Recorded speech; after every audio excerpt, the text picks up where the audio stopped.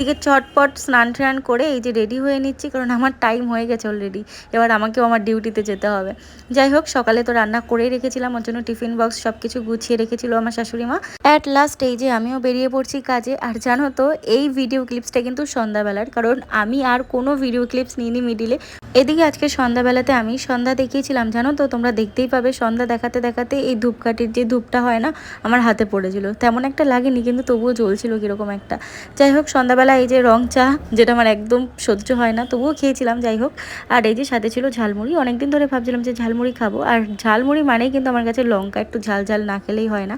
এই তো রাত 9টার সময় আমার ডিউটি শেষ করে বাড়িতে ফিরতে ফিরতে প্রায় 9:45 বেজে গেছিলো। আর হাতে করে এনেছিলাম আমি এই ফ্রুট কেকগুলো। জানো তো, ফ্রুট কেক খেতে আমার খুবই ভালো লাগে। যে তোমরা তো দেখতেই পেলে যে সকালবেলা আমি কখনো ভাত খাই না, মানে সকালে আমার ভারী ব্রেকফাস্ট করতে একদমই পছন্দ হয় না। আমার কাছে সকালের খাবার মানে 1 কাপ গরম দুধ চা, সাথে হবে এই একটা ফ্রুট কেক। আর হ্যাঁ, আগের দিনের ভেজানো ড্রাই ফ্রুটস তো থাকে। যাই হোক, রাত্রেবেলা রাতের খাওয়া দাওয়া কমপ্লিট করে এই যে গ্রিন টি নিয়ে বসে